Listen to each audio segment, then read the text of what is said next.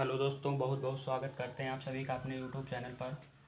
दोस्तों, आज की इस वीडियो में हम आपके लिए लेकर आए हैं यूपी बोर्ड फिजिक्स क्लास 12 की यूनिट 1 जो है हमारी स्थिर वैद्युतिकी, इसके चैप्टर 1 का पार्ट 3। दोस्तों, इस वीडियो में हम देखेंगे कूलाम का नियम। कूलाम का नियम। दोस्तों, इसके पहले के 2 पार्ट हमारे चैनल पर अपलोड किए जा चुके हैं। अगर आप लोगों ने अभी तक वो पार्ट नहीं देखे हैं तो पहले उन वीडियो को देख लीजिए, जिससे ये पार्ट आपको आसानी से समझ में आ सके। तो दोस्तों, चलिए स्टार्ट करते हैं आज के इस वीडियो को। तो कूलाम के नियम को जानने से पहले हम थोड़ा कूलाम के बारे में जान लेते हैं कि कूलाम कौन थे। तो दोस्तों, ये जो कूलाम थे, इनका पूरा नाम था चार्ल्स आगस्टिन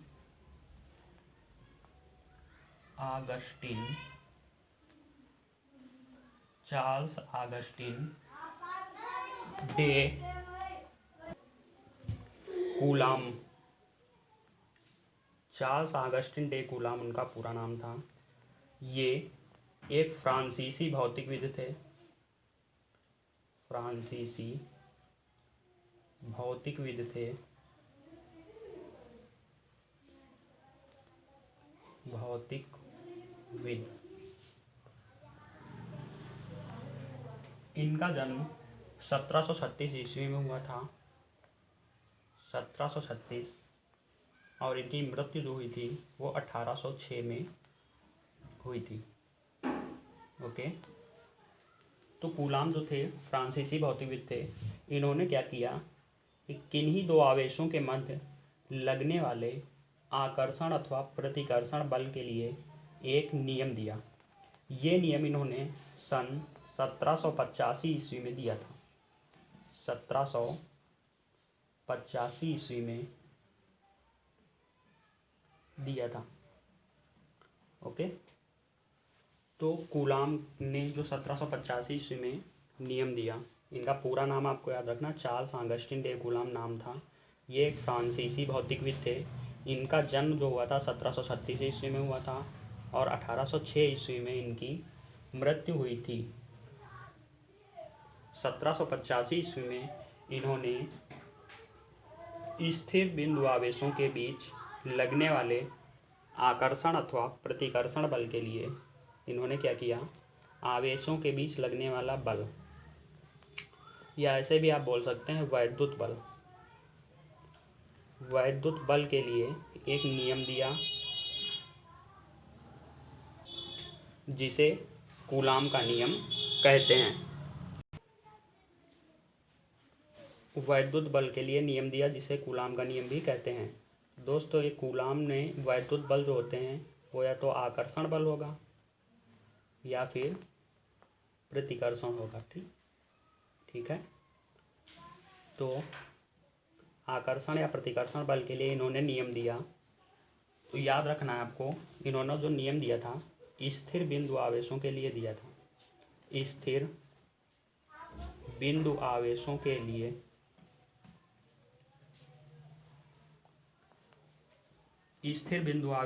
लिए नियम दिया था। तो दोस्तों, आपको कूलाम के बारे में समझ में आ गया होगा कि कूलाम कौन थे। ये फ्रांस के भौतिकविद थे। इन्होंने क्या किया कि वैद्युत आवेशों के बीच लगने वाले आकर्षण अथवा प्रतिकर्षण बल के लिए एक नियम दिया, जिसे कूलाम का नियम कहते हैं। तो दोस्तों, इस नियम में इन्होंने क्या बताया कि मान लें अगर कोई 2 बिंदु हैं हमारे पास, कोई 2 बिंदु हैं ए और बी। ए और बी हमने 2 बिंदु मान लिए। इस पर आवेश हमारे पास रखे हैं। बिंदु ए पर जो आवेश है Q1 और बिंदु बी पर जो हमारे पास आवेश है वो Q2 है।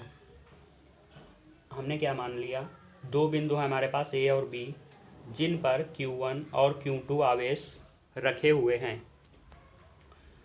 यदि हम बिंदु ए तथा बी के बीच की दूरी को स्मॉल आर मान लें, हमने बिंदु ए तथा बी के बीच की दूरी को स्मॉल आर मान लिया, तो कूलाम ने इस नियम में क्या बताया?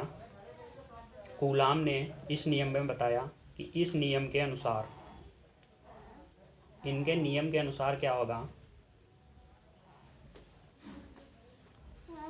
इस नियम के अनुसार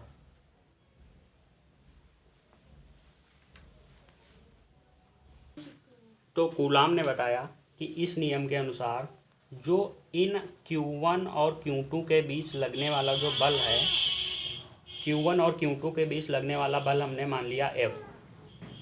Q1 और Q2 के बीच लगने वाला बल जो F होगा वो इन दोनों आवेशों के परिमाणों के गुणनफल के समानुपाती होगा। तो इस नियम, पहले हम नियम आपको बोल के बता देते हैं कि नियम में इन्होंने क्या बताया कि इस नियम के अनुसार किन्हीं दो स्थिर बिंदु आवेशों के बीच लगने वाले वैद्युत बल उन दोनों आवेशों के गुणनफल के समानुपाती, मतलब इनके बीच अगर F बल लगे तो जो F बल होगा वो दोनों आवेशों के, आवेश हमने Q1 और Q2 माने थे, इनके गुणनफल के समानुपाती होगा। और दूसरा पॉइंट इस नियम में क्या बताया इन्होंने कि पहला पॉइंट तो ये बताया कि किन्हीं दो स्थिर बिंदु आवेशों के बीच लगने वाला वैद्युत बल उनके उपस्थित आवेशों के गुणनफल के समानुपाती तथा इनके बीच की दूरी के वर्ग के व्युत्क्रमानुपाती होता है। तो हमने इनके बीच की दूरी जो मानी थी r मानी थी, इसका वर्ग करेंगे तो r² मिलेगा हमें, और व्युत्क्रमानुपाती का मतलब 1/। तो कूलाम के नियम से हमारे ये दो पॉइंट निकल के आए। कूलाम ने बताया कि जो किन्हीं दो स्थिर बिंदु आवेशों के बीच लगने वाले वैद्युत बल उन दोनों बिंदुओं पर उपस्थित आवेशों के परिमाणों के, ध्यान रखना हमें परिमाण लेना है, चिन्ह नहीं लेना है, तो परिमाणों के गुणनफल के समानुपाती होता है। और इनके बीच की दूरी हमने r मानी थी, इनके वर्ग के व्युत्क्रमानुपाती होता है। तो ये आपको कूलाम का नियम समझ में आया होगा। इससे नियम से हमने दो पॉइंट बना लिए कि जो F समानुपाती होगा Q1 इंटू Q2 के, और F जो समानुपाती होगा 1/r² के। तो अब यदि हम दोनों पॉइंट को आपस में मिला दें तो क्या लिख सकते हैं? समीकरण 1 तथा 2 से, समीकरण 1 तथा 2 से,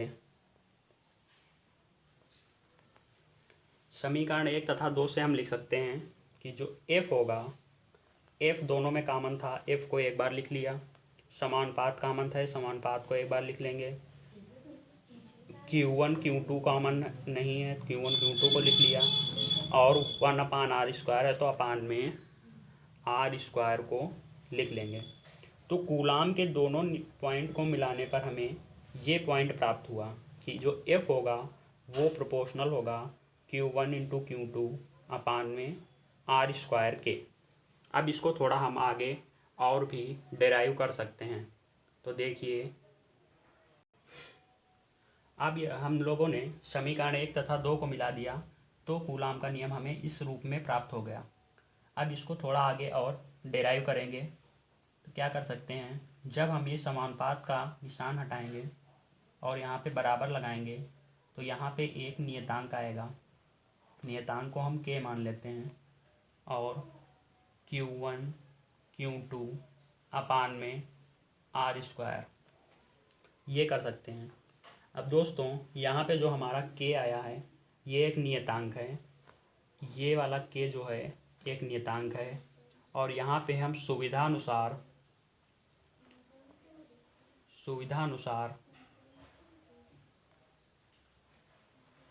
के को हम क्या लिखते हैं, के को 1/4πε0 लिखते हैं, 1/4πε0।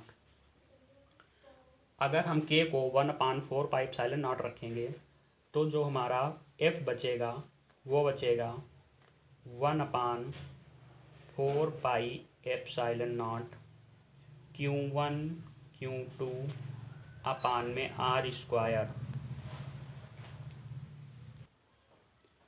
अब दोस्तों यहाँ पे जो हमने के को 1/4πε0 लिखा है, ये हम सुविधानुसार लिखते हैं। यहाँ पे आपको ये देखो 1/4 तो एक कांस्टेंट है, पाई भी कांस्टेंट है, और यहाँ पे जो ε0 है इसको आपको थोड़ा ध्यान देना है। ε0 जो होता है इसे निर्वात की वैद्युतशीलता कहते हैं, निर्वात की वैद्युतशीलता।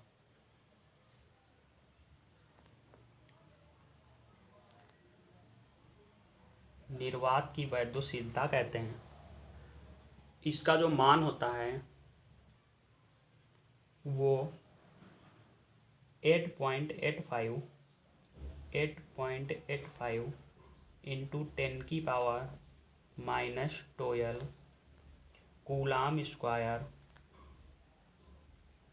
पर न्यूटन मीटर स्क्वायर होता है। या इसको ऐसे भी बोल सकते हैं 8.85 इंटू 10⁻⁻12 कूलाम स्क्वायर प्रति न्यूटन मीटर स्क्वायर होता है। अब दोस्तों ध्यान दीजिए, अब यहाँ पे हमने 1/4πε0 में हमें सभी के मान पता हो गए। मतलब अगर 1/4 पाई का मान आपको पहले से पता होगा, ε0 का मान यहाँ पे जब रख देंगे तो हमें के का मान जो 9 इंटू 10⁻9 प्राप्त होता है। तो कूलाम के नियम में जो 1/4πε0 होता है इसका मान 9 इंटू 10⁻9 न्यूटन मीटर स्क्वायर पर कूलाम स्क्वायर प्राप्त होता है। तो इस प्रकार कूलाम के नियम में 1/4πε0 का मान 9 इंटू 10⁻9 प्राप्त होता है। यहाँ आपको ये याद रखना है कि जो कूलाम के नियम में ε0 है इसे निर्वात की वैद्युतशीलता कहते हैं। इसका जो मान होता है वो 8.85 इंटू 10⁻⁻12 कूलाम स्क्वायर प्रति न्यूटन मीटर स्क्वायर होता है। अब अगर हम बात करें ε0 के विमीय सूत्र की, ε0 का विमीय सूत्र जो होता है वो m-1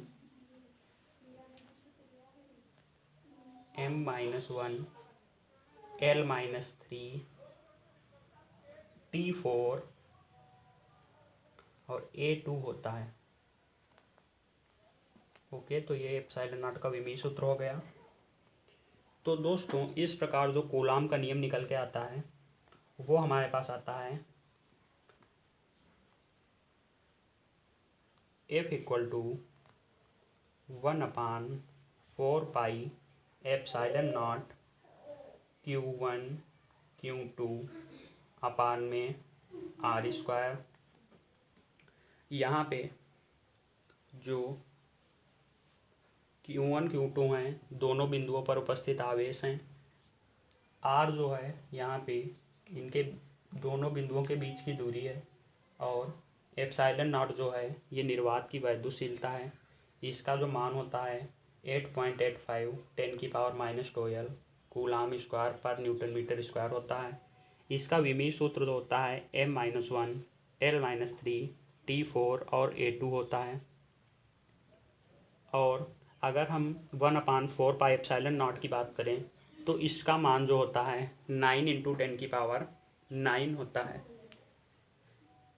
अब दोस्तों यदि हम मान लें कि अगर दोनों बिंदुओं पर आवेश निर्वात में रखे थे तो हम यहाँ पे इस फार्मूले को ऐसे ही यूज करेंगे। ध्यान दीजिए, निर्वात या वायु के लिए ये हम फार्मूला लगाएंगे, कूलाम का नियम। निर्वात या वायु के लिए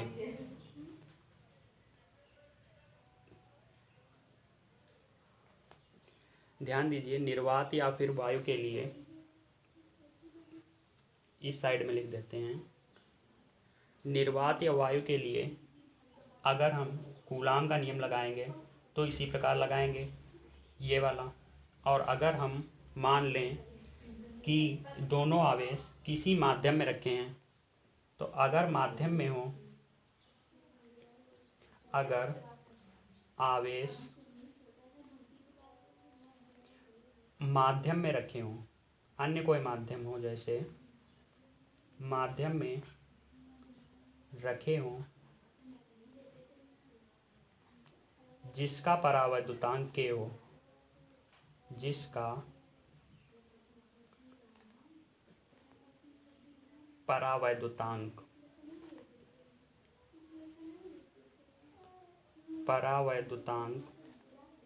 k हो,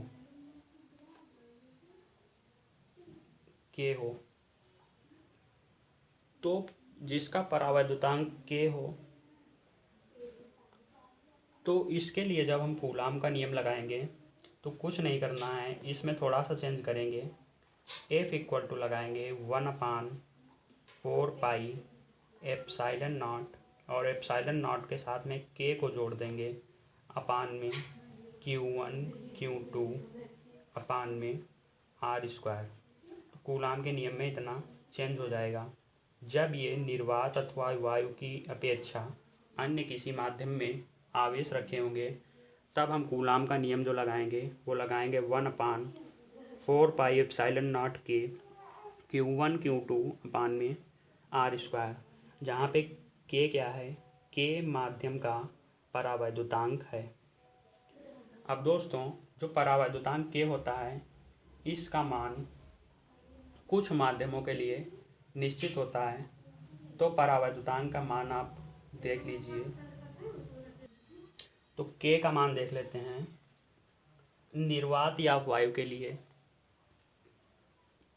निर्वात या वायु के लिए k इक्वल टू 1 होता है। k जो होगा इसका मान 1 होगा। अगर जल के लिए देखें, तो जल जो हमारा एक माध्यम है, जल के लिए k जो होता है वो 81 होता है। और अगर हम धातुओं की बात करें, धातुओं के लिए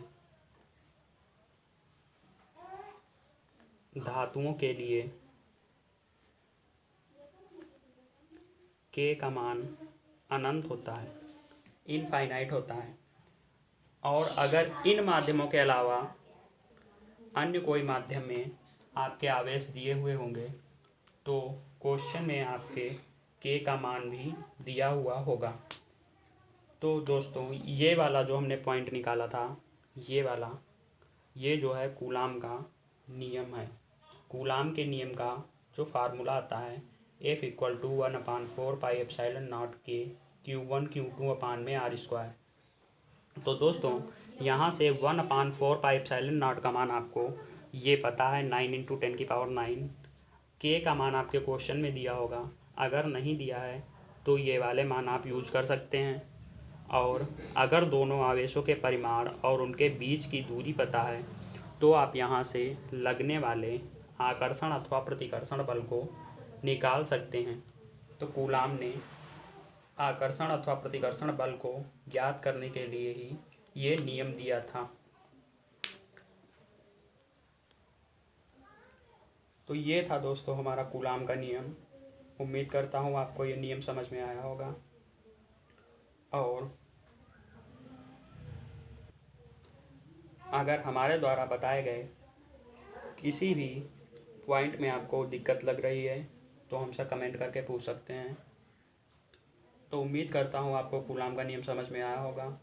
और इसके पहले के 2 पार्ट हमारे चैनल पर अपलोड किए जा चुके हैं। अगर आप लोगों ने अभी तक वो नहीं देखे हैं तो वो देखिए और प्रॉपरली नोट्स बनाते रहिए। हम आपको इसी चैनल के माध्यम से पूरा कोर्स कराते रहेंगे, तो आप हमारे साथ जुड़े रहिए और प्रॉपरली नोट्स बनाइए ताकि आने वाली परीक्षा की तैयारी आपकी और भी बेहतर हो सके। धन्यवाद।